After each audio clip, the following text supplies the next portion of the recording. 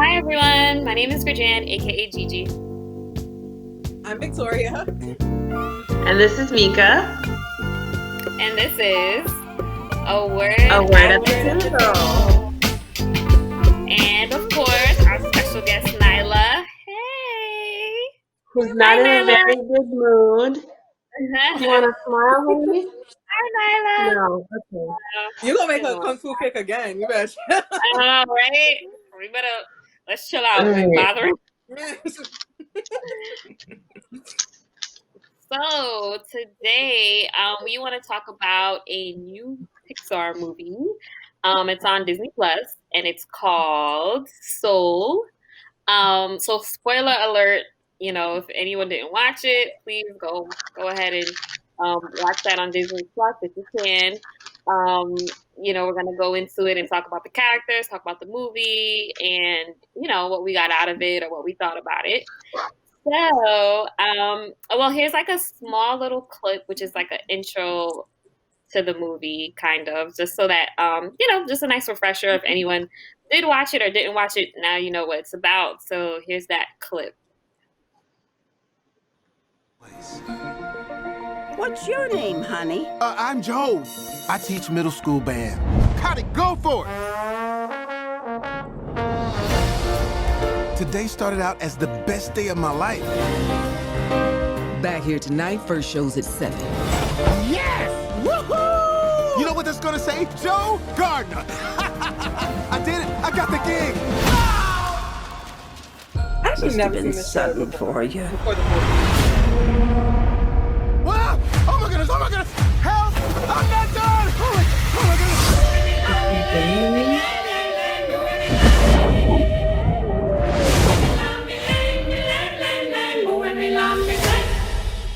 Huh? Yep.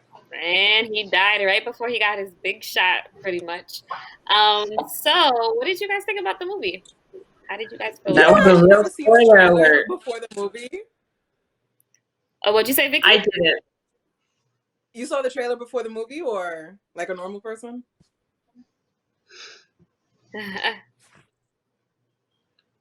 No, I didn't see the trailer before the movie. I heard you, Vicky. I didn't see any trailer. Gigi just said, "Oh, I think you guys should watch this," so I just went and watched it. I had no idea what it was about.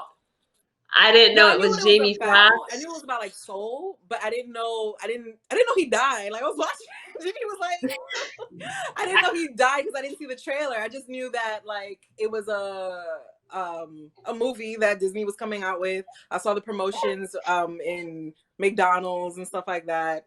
But it's cute. Yeah, same. I was shocked when he died. I was like, "Oh, that's what we doing now, Disney?" Okay. Right. Right. Like that was a quick movie. Mm-hmm. I definitely think that like I thought like the fact that they, the main character was like a middle-aged black man, like I was like, wow, okay, that's different. And so I also thought that like the way that they actually like captured us as far as like even in the sense of like complexion and everything, I thought it was very stunning. I thought they captured it very well. I think it even like the way they shot certain things, like the jazz performances, I thought were really beautiful. Like I think when Vicky and I were watching it, Vicky was like, "Wow, they even got like the little sweat on their foreheads and whatnot." So yeah, no, I just thought it was a really good film. I thought it was visually stunning, and I think Pixar did a wonderful job. Yeah, I agree. Pixar will make you cry. Yeah. Like whatever subject they do, they're just like, oh, let's get all this emotion out of our audience and stuff like that. So right, exactly. And I think it's more touching to like the adults than the kids that are supposed to be watching. I wonder if this movie came out in the 90s, like would we like understand? I don't know. Sometimes I feel like I don't give enough credits to kids, but like do you think they would like appreciate the fullness of the movie? No. Or are they gonna watch it as adults and be like, wow? Yeah. Yeah. I don't think so. Yeah, same. I think like if I think back to like even Pocahontas, I watched Pocahontas recently and I was like, oh, Mm. like there's so many things I missed as a kid because like that was my favorite Disney movie as a kid. Because I love like all the trees and the forest and all the nature scenes. Um, and always Grandmother Willow always scared me. So like, but when I watched it again, when I watched it again, she was still scary. Uh, but like, there's so many things I was like, wow, this is just, Mhm. I don't know.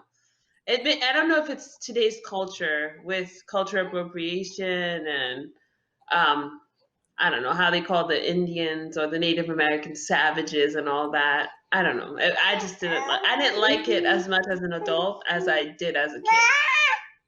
Mm. Yeah. Oh, because like of that aspect of it, like Yeah, the racial undertones, I guess.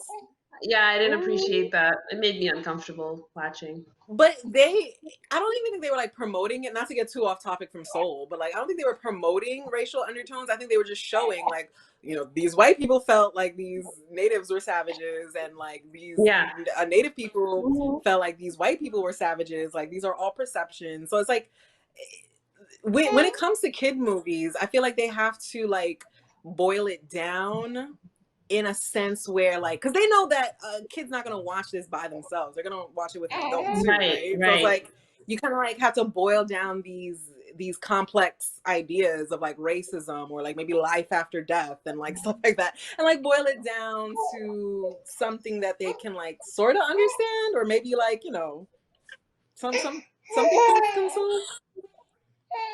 Mm.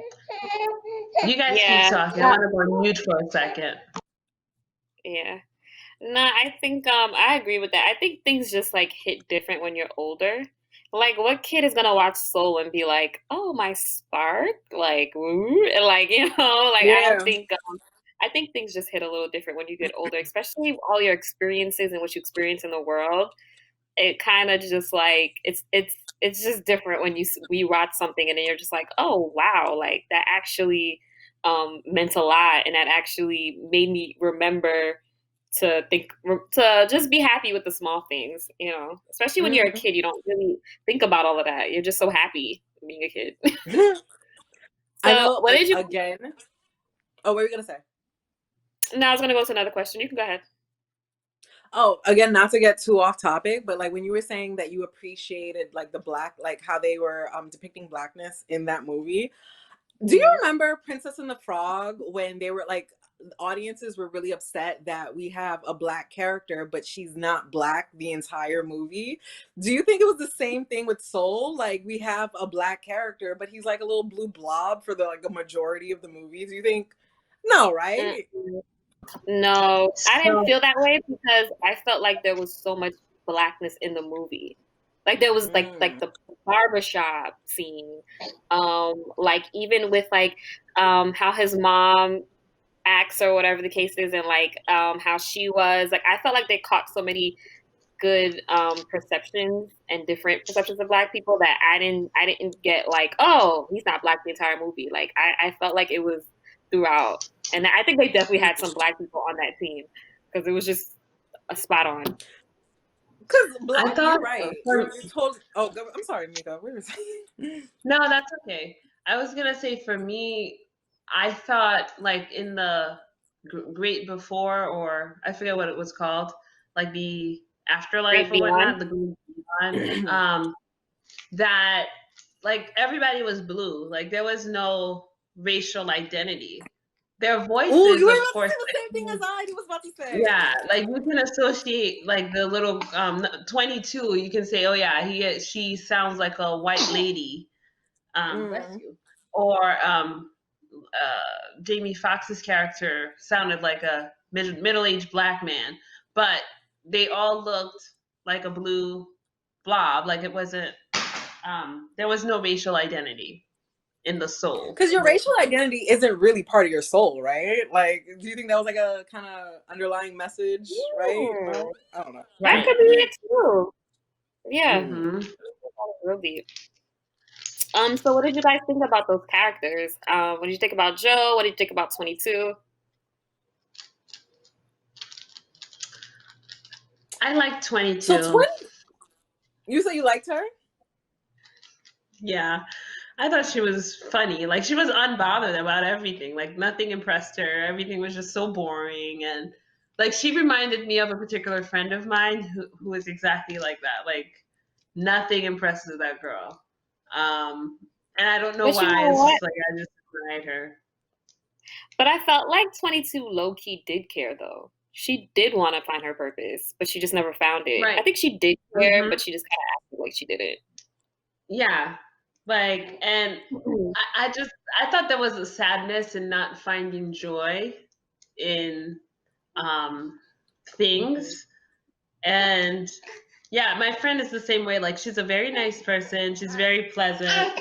She's very funny, but it's just like she doesn't feel like she doesn't have like anything that sparks a lot of joy in her. But yeah. Mhm.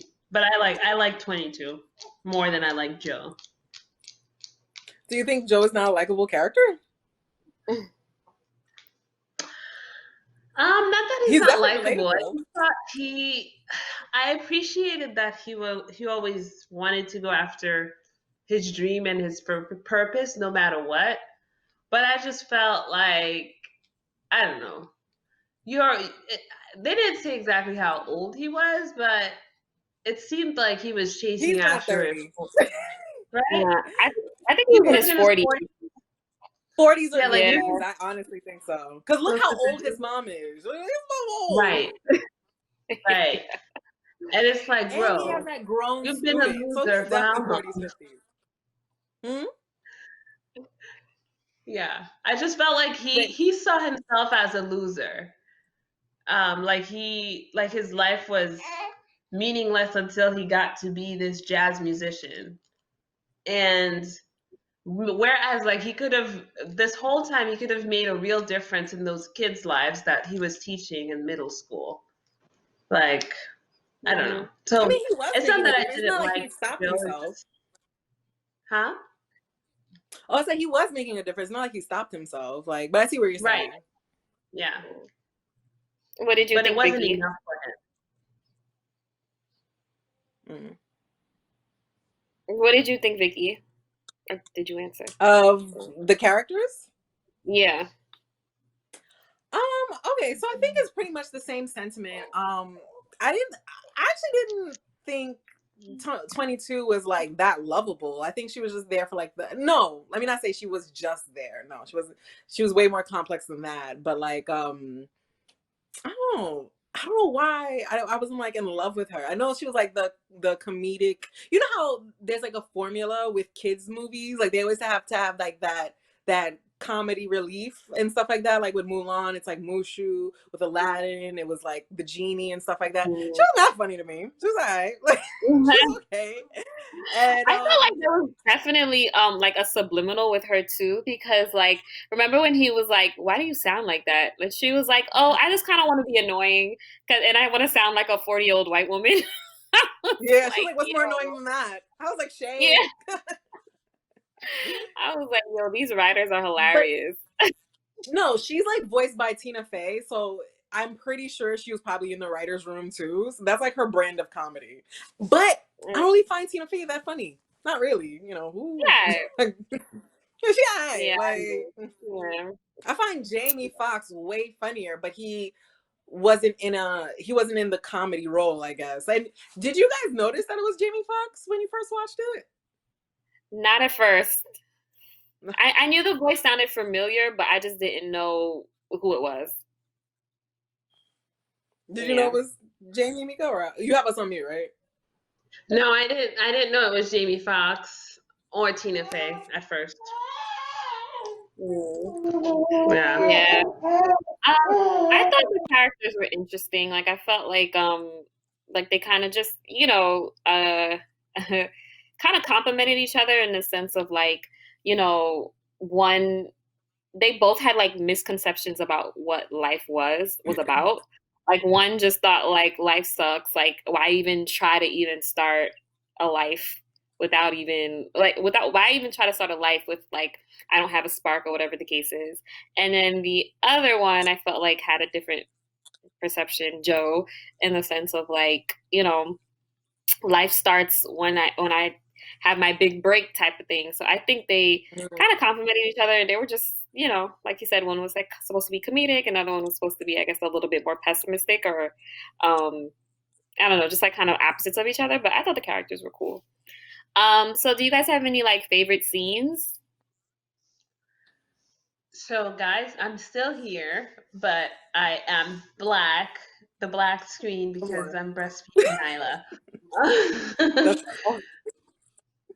Nyla. So favorite scenes, yes. I don't know, I think I loved the whole animation. And like you guys said, I thought like the whole city, the feeling of the city felt like New York City. The feeling of the mom's shop felt really awesome. Like it felt like it just had, it was like a place where it was a place of business, but like a lot of people stopped by just to hang out. Yeah. Um, and and also like the barbershop too. I love that, and I loved how they pictured the afterlife. Although I felt like it needed more. I don't know. I wish it was more imaginative because because the way that I picture the afterlife is more pleasant. Not that it wasn't pleasant. I just felt like it was just very bland. Mm, yeah, it was interesting. It was definitely interesting how they had it. Like it was like you're going towards this great big light. And which like I was actually watching this show about like almost dying or whatever. It's like a show about people who almost died. And they all say like there's like this light. So I thought that was like kind of funny. Like they just were literally going to this big light. But yeah, it was interesting. One of my favorite scenes. Oh, Vicky, I don't want to like. Did you have anything to say? I don't think I have a favorite scene, but I think one of the things that in the movie that touched me the most was his grown student reaching back out to him and like letting him know like, yeah, Yeah. you did, like, yeah, that, I don't know, it's such a small, not really a small part, but like the fact that he was teaching for so long and he thought that his life didn't start yet or whatever, but you're like touching people, Yes. like even if it's like in a small Right. way, you're still like making significance, and like look how that's coming back to you. Like you made such a significance in like this little boy's life that you made him want to be in jazz, and now it's coming back forward to you. So I know it was like small, but I was like, oh, look how beautiful that is. Yeah. That's so Right. And true. he didn't even appreciate that.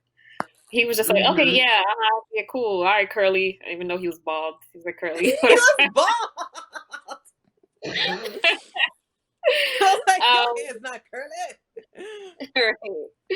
So, one of the scenes I just wanted to talk about was the barbershop scene. We do have a clip for it. Here it is. So I was just looking at Joe's hair and it dawned on me like, oh, the answer's like right in front of our face. Joe had to A, get his hair fixed, and B, enter a truly black space. And there's really no more authentic a black space in the community than a barbershop. So I just reached out to the director, Pete Docter, on my own. I sent him an email in the middle of the night explaining how important it would be for him to get a haircut and how important it would be to see a black barbershop in this particular film. So he was like, why don't you just go ahead and write the scene and we'll kind of go from there. Yeah. That was definitely one of my fave scenes. I like the writer was saying that it was just like a black space. It was just super black to me. Like I just loved it. I loved even like, he was like just coming in with no appointment and him and his barber was like, "Oh, do you want to see the other guy?" And everyone's like, "Nah, nah." Like that's so real. Like Yeah. guys and their barbers are like no joke. Like that's like something that they don't play. I think they're in longer relationships with their barber than like actual relationships. So like they don't play that. So I thought just like the small things was real on point. And I did really love that conversation he had with his barber. That really stood out to me because I felt like in that scene, that's when they were switched, and then 22 was just talking to him, and I just like the fact that they went into the conversation of like, oh, I didn't know you wanted to be a veterinarian, and all of this, and she was like, oh, the fact that you're not a veterinarian, like, don't you feel like you just have no meaning or something like that? And he was like, whoa, like, nah, even though I didn't turn out to be like a vet, and that's like, what I wanted, it's okay. He was like, I'm still happy being a barber. And he was like, I'm still saving lives. Like, I thought that conversation was real deep because I think it just kind of showed like it doesn't really matter what you do, but like if you just are happy in whatever state you're in and just doing the best you can, that's all that matters. So I thought that scene was like really beautiful, and like even Joe was like,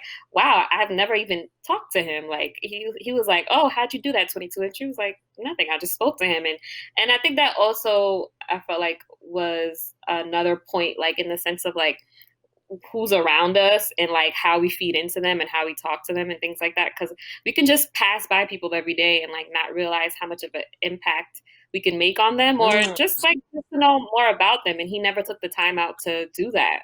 Like he's been going to the barber for years and literally never had a conversation about with him about anything but jazz.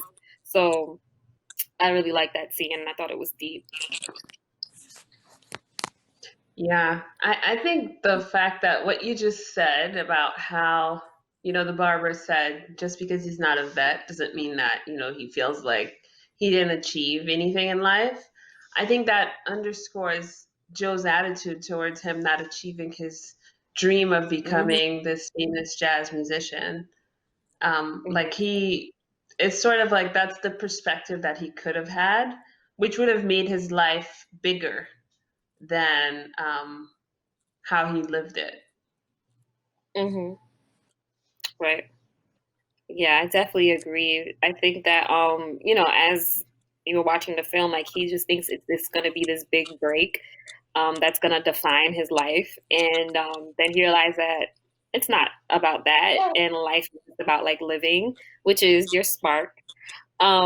So let me go ahead into so basically, like, what were some takeaways from the movie that you kind of low key felt like was a word?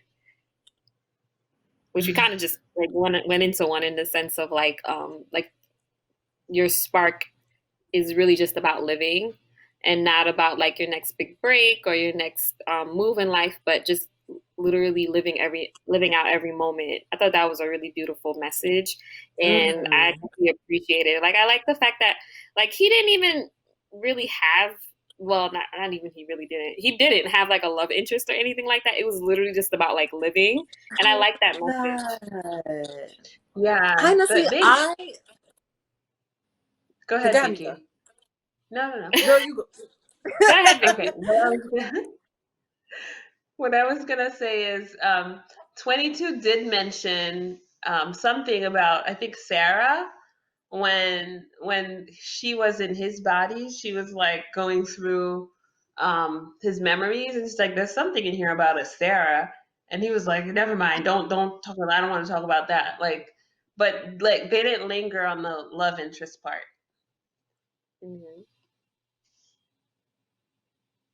That's it. Go ahead. What were you gonna say? Oh my god! But you were like, I love that. No, I'm saying like I don't remember when she was going through his. I remember she was going through his memories, but I don't remember them being a Sarah. Oh my gosh! All right. Anyways, but what I was gonna say is I love the fact that there was no love interest in the movie too, because like you don't realize, especially with kids movies, you're like really indoctrinating that you have to have a happy ending and stuff like that. And then like you unknowingly, you kind of, especially little girls, not so much little boys, but little girls unknowingly make it seem like it's like their life purpose to find a man, to find like, right? Because you teach them that from a young age, that you're supposed to find your prince, you're supposed to find somebody who falls in love with you and stuff like that. We like force it down their throats in kids movies all the time. So I love that this appreciation about life isn't about finding a life partner. It's about literally enjoying life. Right. I agree. Yeah. And I think one of the takeaways that I appreciated in the movie is the fact that Joe just like he almost lost his life like in a split second. Like anything could kill you at any moment, pretty much. Mm-mm. Um, and yeah, that also again, live life like every moment is your last, or just appreciate every moment. Mm-hmm. Mhm. So that's another word, be grateful. It's definitely like you Mm, appreciate life when you are grateful for like all the little things, even pizza. yes. Right. Right. Yeah, and I do remember that part about the Sarah, like I actually like the fact that it was said, but again, not like delved into. Yeah, no, it did Yeah. like how like 22 had his thoughts, like, oh, like so she would at one moment she was like, she was like, who's this Sarah person? Like I think they were getting off the elevator or something. I don't remember, but she brought I'll like rewatch it. some, but yeah. Um Another thing that I thought was pretty good was like just talking about the person, like everyone's passion isn't necessarily their like their meaning in life.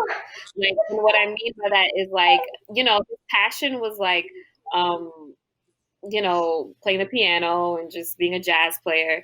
And if you notice, like, in the Great Beyond, when you were stuck in the zone, or whatever the case is, Hmm. and like that explanation of like the zone also being like your bondage, like your passion could turn into your bondage. Like they even showed people that were like literally like loving their passion so much that they got like taken over by Stuck. it. So I Yes. thought that was really deep too, that like you can really get so caught up in your passion that it becomes something that's detrimental to you. So Yeah. I just thought that was like really deep too. Like even though like you are passionate about something, like it's okay, but don't let that become something that like kind of takes your life away while on Earth, like while still Mm. living. Because like Right. even I think who was it? Like he was like a Oh, The I think Office he guy? was, yeah, he was working with stocks or something, a hedge fund person. Yeah. Like He yeah. some soulless, like he was like some office drone, and like he finally like got his Mhm. spark and went buck wild. Yeah, yeah. No, he was like lost in his passion, and it literally became his bondage. So I thought that was like a real deep lesson too. Like it's good to have a passion, but again, that's like not the meaning behind life. Wait, were we Hmm. talking about the same characters?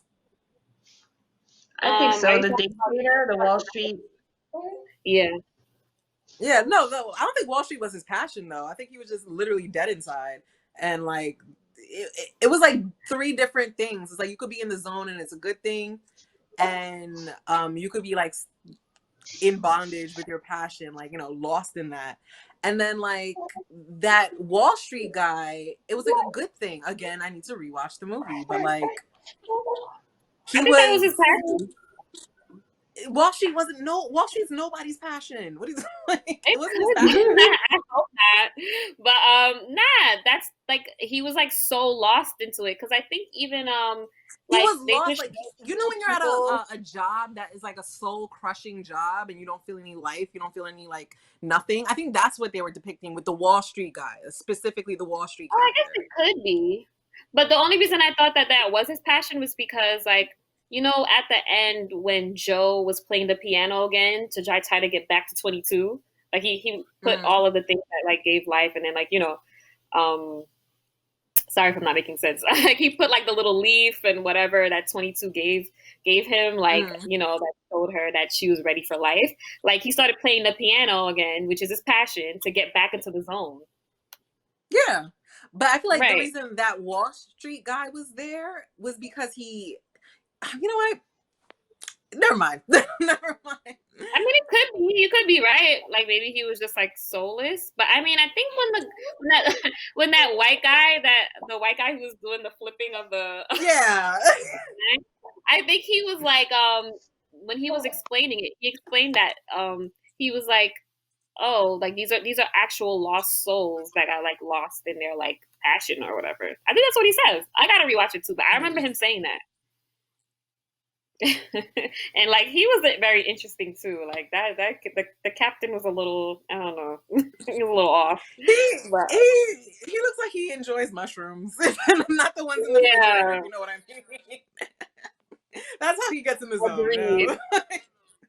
No. No, I agree. I feel But like yeah, with kids movies, they're not like explicit like that. Like, you know, when you watch Alice in Wonderland and you see like the Cheshire Cat, someone's like, yeah, that cat's on drugs. And I'm like, oh my gosh. Like, you yeah, just gonna put that in the kids movie? right. Like you see it afterwards. Yeah. Yeah, I think those people that were in that other realm were definitely all tripping on something. Right? Yeah, and Or I on a think trip there was already. even like they showed this guy that kept looking for treasure, like his whole life. Like yeah, so I think it is something that you're passionate about. Like it's something that you want. Like you want, and then it becomes like your bondage. So yeah. And I thought that was really deep, like what the jazz player, that woman who was like really like, super motherly. Angela Bassett.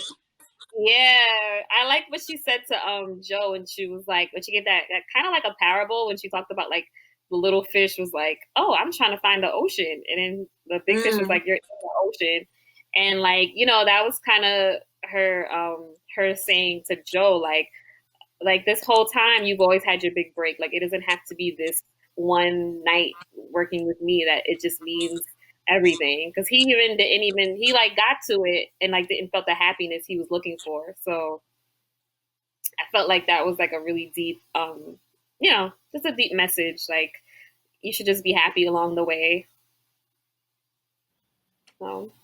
Well, all the way, you know. So it doesn't even have to be like adulthood, right? There's just whatever point in life, enjoy that. Yeah. I was trying to remember something that I heard TD Jakes said once. Something about like sometimes the struggle to get to where you want to go takes so much toil and so much hard work that when you get there, you may not appreciate it.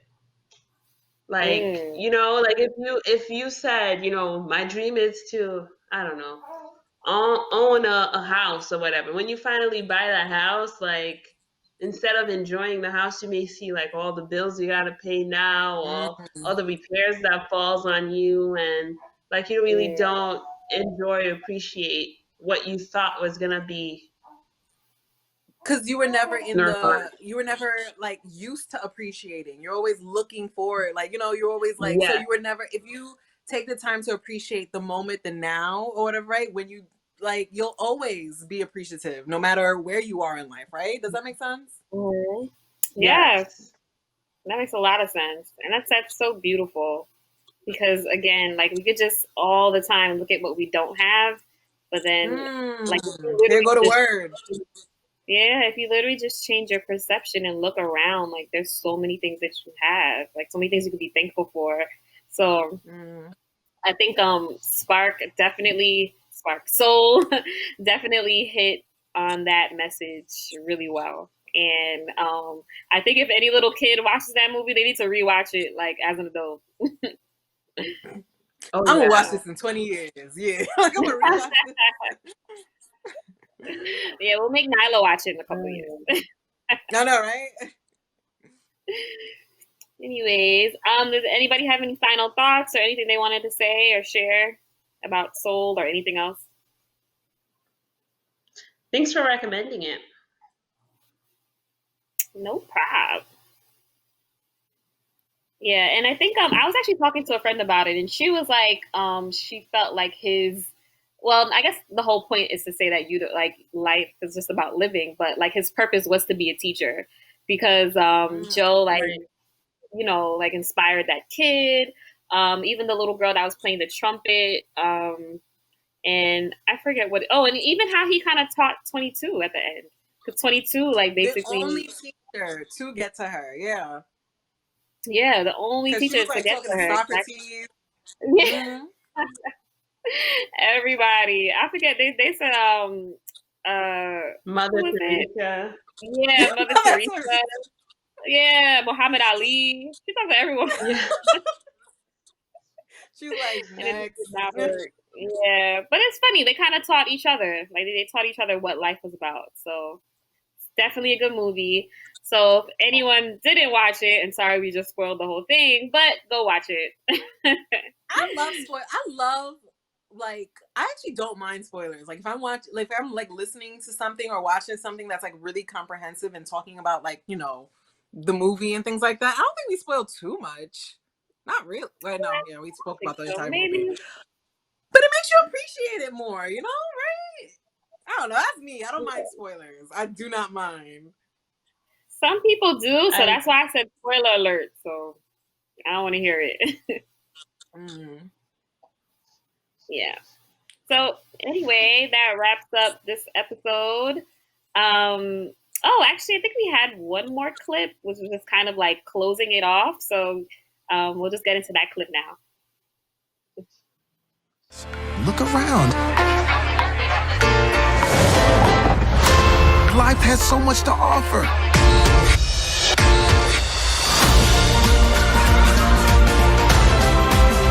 We only have a short time on this planet. Don't miss out on the joys of life. Remember to enjoy every minute of it.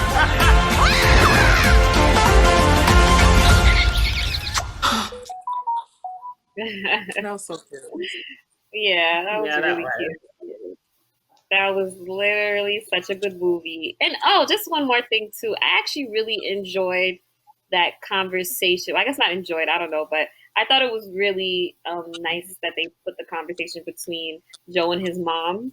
And he was just like, Mom, just like believe in me and whatnot. Cause like it's funny how sometimes your parents can really cripple you in your dreams. And she was just trying to like protect him, which is what all parents do, but sometimes they can be a little crippling where she didn't want him to take that shot. And like look what happened. He did wonderfully. So That's a whole yeah. separate topic. Yep.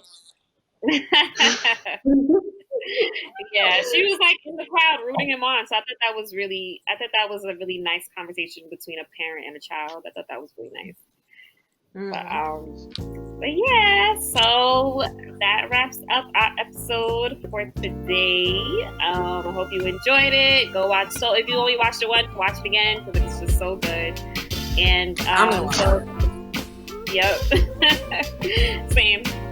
So thank you for tuning in. This is A Word at the Table. All right, bye everyone. Thank you.